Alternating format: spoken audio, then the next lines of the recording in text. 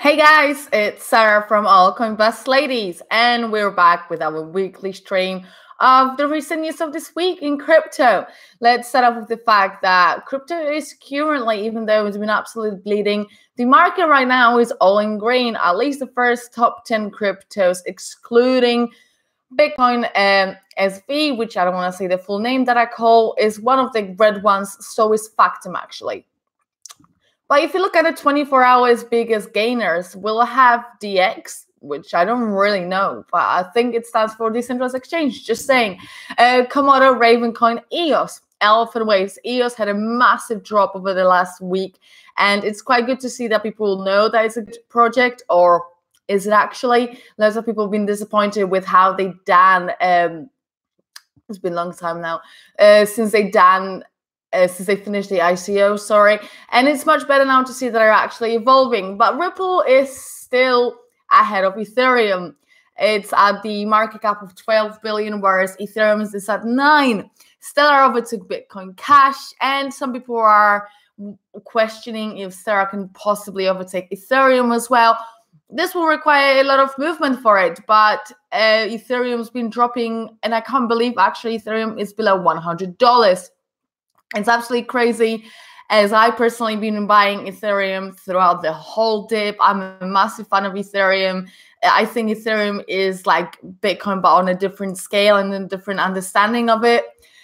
So yeah, but basically, guys, it's a weekly stream. So if you want to say something about the news, what's going on, or you've got any questions to me, hit up the comment and just let me know what you want me to talk about. Obviously, I'll get on with it once I've done all the news that I had prepared. Hit the like button and subscribe to Combust Ladies. Support us in this extremely bearish market. So first off, we're gonna start off with Gemini adding support for Bitcoin Cash trading and the custody. So a couple of days ago, Gemini, the exchange founded obviously by the Winklevoss brothers, who, for those of you who don't know, announced that it has added support for trading and custody of the Bitcoin Cash ABC. So Bitcoin Cash began yesterday around in the morning time in the American times, and for now users can only deposit Bitcoin Cash into their Gemini accounts, and the BCH trading will officially begin on Monday. And this listing is sort of a big deal for Bitcoin Cash and its supporters, especially because of the hash war that is currently going on. And Bitcoin Cash, which came into existence as a fork of Bitcoin on 1st of August 2017, so over a year ago, was split into two variants recently, Bitcoin ABC and Bitcoin SV, as the result of a highly controversial hard fork on the 15th of November 2018. And since then, both of these sides have been fighting.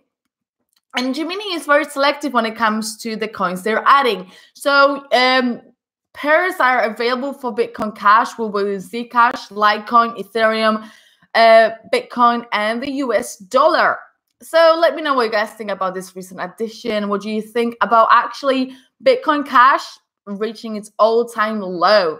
So we know that Bitcoin Cash, when there was loads of controversy being added, especially with Coinbase as well, when it was added, it pumped it to over 4,000 per token, which is absolutely insane. If you think of it, it's currently $100.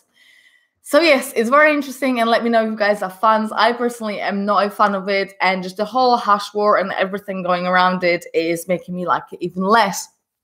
Anyway, but there are many people also in the crypto community who understand the potential of blockchain technology. And it appears that a significant step has been made in this direction, as KFC in Venezuela will apparently begin accepting Dash cryptocurrency as a form of payment. And I mean, I don't think I really need to explain about what KFC is and what it means. But one of the central figures involved in the partnership is Alejandro Echeverria. Sorry if I said the name wrong. He's basically the co-founder of Dash Help, Dash Merchant Venezuela, and Dash Text. And he's basically been working diligently behind the scenes for months to make sure the partnership happens, believing that it would help with overall adoption of Dash cryptocurrency in Venezuela. So this timing is very important, and it's not surprising that Venezuela is embracing cryptocurrency, considering that its economy is in its very tragic situation, I would say. The country is experiencing a severe economic crisis. Sorry, thanks to immense hyperinflation of its currency, the Bolivar. I'm pretty sure it's Bolivar. In fact, thousands of Venezuelans have fled from the country and continue to flee due to these shortages of food, medicine, and due to increased internal and crime rates as well. The crisis is not new, though, and as a survey in February indicated that a stunning 90% of Venezuelans lived in poverty and 60% did not have enough money to buy food. So it's absolutely amazing to see that a Dash becomes as a solution. And the thing with Dash is that it's been praised for its ease of use, and it certainly is gaining traction, particularly in Venezuela. There is a website called Discover Dash that lists merchants that utilize Dash and lists over 2,000 Venezuelan merchants that are accepting the cryptocurrency. Personally, I don't want to go into too much detail what I think about this whole crisis. Personally, I do hodl Dash. I just want to say that it's one of my favorite tokens, favorite privacy coins, actually. Starting from the simple name being Dash to its use case. And I know they've been having loads of problems, but I think they're sort of starting to behind the scenes sort of out. And I think they'll come up with something big. And for example, showing how much they're actually involved into the adoption within Venezuela. As we know, the mass adoption is what will bring crypto to the masses. And it'll help us actually get over this bear market. It's not one of the only way, but it will have a massive influence on it. Now let's get on to Coinbase. And then reviewing additional CoinSmarts platform. So it's really interesting how they've got the criteria and everything. It's basically, I'm really confused with what's going on, because Coinbase went from a very strict exchange having 4 tokens, to possibly adding more and more. And they recently announced adding Civic and some other small cap coins. And I'm not trying to say that small cap coins are not good. It's just the choices seem quite random to me. So currently Coinbase is considering addition of 30 tokens. So it'll take me a while. Cardano, Eternity, Aragon, Bread Wallet, Civic, DAI, District.OX, EnjinCoin, EOS, Golem Network, IOST, Kyber Network, ChainLink, Loom Network, Loopring, Decentraland, Mainframe, Maker, OmiseGo, Neo, Po.et, QuarkChain, Augur, Request Network, Tezos, Storj, Stellar, Tezos, and Zilliqa. And Ripple, which is arguably the most long-awaited coin, and we know that Ripple holders are always very salty about every coin being added by Ripple to it. And it's very important to know that revival does not ensure automatic acceptance. However, XRP fans are getting excited, especially since Coinbase Custody successfully added it in mid-November. And obviously, we know that the final decisions on these coins will be announced by the Coinbase blog and its Twitter, but that's why it's very important to follow all the accounts and all the coins you're invested in exchanges as well. The team basically emphasizes that crypto enthusiasts should expect new announcements from the team about exploring the addition of multiple assets. Some of the assets may become available everywhere, while others may only be supported in specific jurisdictions. And previously, Coinbase confirmed that it will list Basic Attention Token on Coinbase Pro, Ethereum Classic, ZRX, and USDC Coin. And Basic Attention Token was made available on the platform at the beginning of November. So guys, let me know what you think about the choices. I think the Coinbase choices, I'm not really surprised. I'm looking at the list now because there's no way I could obviously remember it. Not even a chance. There is lots of tokens I actually don't know much about within this, like Mainframe or Aragon, Maker. I know a little bit about Maker, but some of the Bread Wallet, that's quite an interesting choice. I personally use Bread Wallet. If you guys are sending as little donations to All Compass Ladies, they go straight into the Bread Wallet app.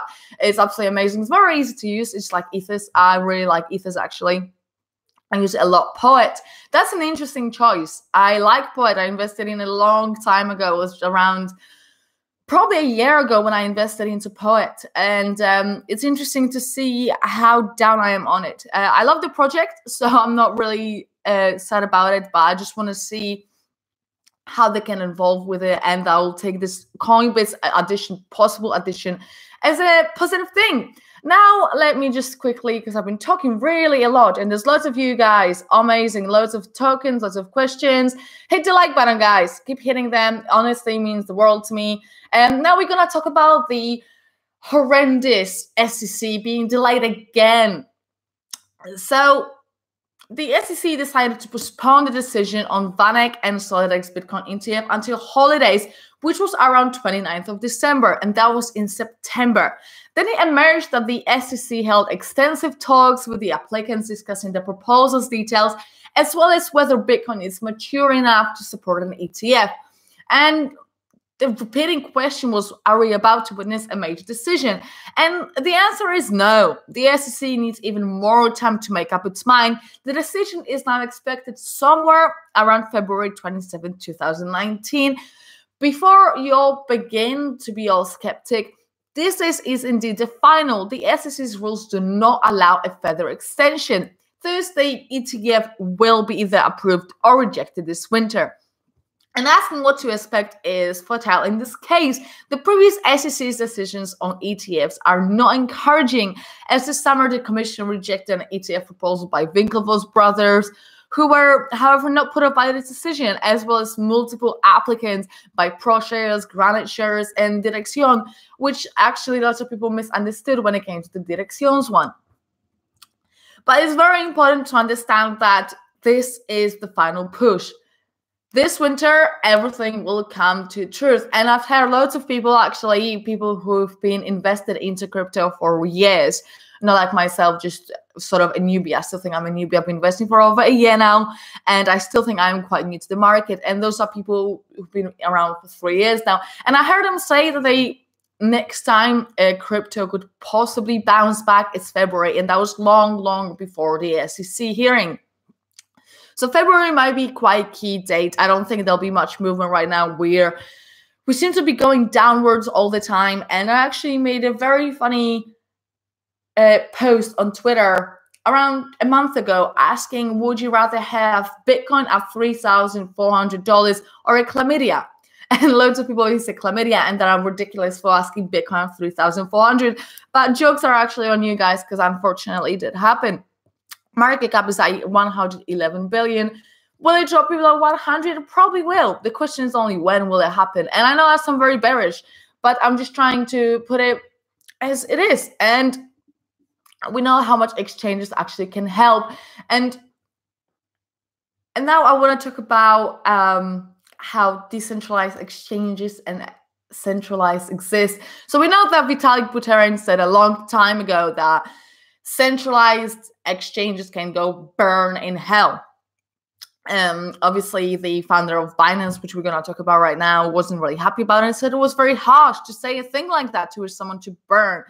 But basically what's going on is that Binance is continuously expanding. Now the company, which expects $1 billion in profit just this year, and has recently partnered with Chain Analysis, which is like a company aimed at neutralizing crypto violations, released a second demo. And the first one was basically out in August of Binance DX. The latter is a decentralized trading platform made by the blockchain community for the blockchain community. So it looks, I'm looking on the, I wish I could play the video right now because it looks quite good, to be fair. So the way the company went to explain that traders will be able to send and receive ERC20 based BNB tokens, Binance's own crypto, by using the trading pairs. And in particular, you can send and receive Binance coin to anyone on the DX, issuing new tokens, burn tokens as needed, propose new trading first. And whilst the company has tried to explain how Binance DX will function, the video still generated plenty of feedback from YouTube users. Some welcome Binance DX and encourage the community, encourage the company. Others were more skeptic, posing like sharp questions of whether the exchange will really be decentralized. For example, there was one user who calls himself Laitoshi, wonders whether it is possible to shut it down and what tokens will it actually support. Indeed, not everything about Binance DX is currently clear at the moment. Oh my God, I can't explain anything. I'm so sorry, guys. And do you think that the users will need to convert their crypto to BNB only, or will there be some sort of additional options? Because if that is the case, it's a little bit centralized in a way if you're forced to do it that way. So guys, let me know what you think about Binance DX. Have you had a look on the video? And let me get on to what you guys been saying in the comments. Remember to hit the like button. Honestly, it means the world to me. Yes, so I did talk about Dash, so I'm not going to repeat myself, but I think Dash is doing great for the community, and they're literally saving people's lives. It's only obviously a plan right now, what they're planning to do. But if they actually gets implemented and all the news actually are being fulfilled, then Dash is literally onto something amazing. And personally, like I said before, I am invested into Dash. I like Dash. I'm a Dash girl, I guess we can say that well. Why not Tron and Coinbase list of 30 to be added? No IOTA, ETN, no Verge. So with Verge, I'm going to stand away because I am not a fan and I don't want to interrupt anyone. I think Verge is a joke. Tron is one of those coins that I'm still amazed people are so fond of. And I genuinely mean it. I know lots of people says TRX the standard and XRP the standard, and it's just not happening. I think people need to really wake up what Tron actually is meant to do, because I think it's just a copy of, they're taking a little bit from every existing DApp and just trying to put it together. Like, I'm just not a fan of Tron. I'm sorry, and I'm not really sad about it. IOTA, I'm surprised about it. Maybe because they have very strong tick boxes that a certain coin needs to fulfill. And IOTA has been struggling a lot. And ever since I've been actually invested into IOTA, they've not been doing that well. They've got loads of partnerships and loads of announcements, but I don't think they're actually doing that much to actually spread it around and inform people about their progress that they're having. What do I think about masternodes? I think if the crypto keeps going down as much as it does, I will get a couple masternodes. I don't want to say of which crypto, but I do like masternodes. They're a great way to make money aside, and it gives you loads of ability within the community. And I know people who do have masternodes, and they bought it back in the day when crypto wasn't even that much known. So let's go. I am not seeking financial advice, but what are the top 5 cryptos you would buy at these low prices? Wow, that is a sick question, actually. I mean, oh my God, everything is actually on sale. Like, Dash is $71. I bought Dash at $300, and that was when it dipped recently. And not even recently, was it? Honestly, I don't even know what to say. I mean, I'm amazed by, where's Neo? Neo is at $6, guys. If you guys follow me, you know I like Neo. And I actually can't believe that Neo is number 18. But to be fair, I don't know what Neo's been up to. I've been very, very quiet recently. VeChain took a massive pounding, and I'm not entirely sure why. Because VeChain is, I think, one of the greatest projects out there. What else do we have? Let's look at the tokens that are. So we've got OX. That's a very good price, 32 cents. Basic attention token. It's dropped down a lot. I think the last time I looked at it, it was like 17 cents. Now it's 14. If you consider it, it's quite down. I'm looking at Verge right now, and it's not even a penny. So I'm not even sad about it. Pundi X. That will be my answer. I can't believe how cheap Pundi actually is. Oh my God. Yes, Pundi is my answer. I'm not gonna give you 5. I'll give you 1. There it is. Pundi. Litecoin is all you need. Yes, I made a joke about Litecoin and that we don't celebrate Thanksgiving in England, obviously, or where I'm originally from. But I made the joke that I told my family to invest into Litecoin 1 year ago before Thanksgiving, and this year's Thanksgiving is going to be awkward because it's down quite a lot. And lots of people seem to like that joke, and I think they understood it quite well. But a legit thing is that I've done it for Christmas, and I'm thinking of getting some more for my family, you know, just no gifts, just good old crypto, because crypto's the best. Litecoin for Tuan Verge is best coin to mine. Neo, what's with the DXs? Yes, I don't know. If you're talking about the DX, the biggest gainer of the last 24 hours, I'm not entirely sure what DX is. I hope you guys understand that I know a fair share, but I don't know everything about every single coin. So I hope you guys can understand. I'm not aware of it.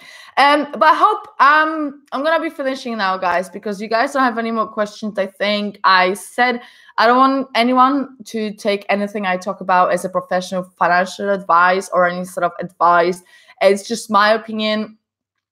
And I've invested in crypto for a while now, and I'm not trying to say I'm an expert, but I can see when a project fails, and I don't mind when a project disappoints or fails, something happens. But if they don't bounce back and they don't work behind the scenes or just don't update the community what they're doing and how they can fix the bugs, like for example, Neo's been really quiet and it's breaking my heart because it was one of my favorites. And then I really don't have any heart for them. I've really lost my love, starting to lose my love for Neo, unfortunately. So let's see what else will be my next one on my list. So guys, hit the like button. Honestly, there is more people watching than the likes, and that does make me happy. I hope you enjoyed this video. Let me know in the comments what you would like me to review next. I've got some good video ideas for the upcoming week. I've been super busy at work, which is the reason why I've been lacking with production of videos, but I should be much better now. So I'm hoping to catch you later. Hope you enjoyed it. Remember to subscribe to Combust Ladies. Follow me at Altcoin Sarah on Twitter. And I'll catch you later. Have a good one. Bye-bye.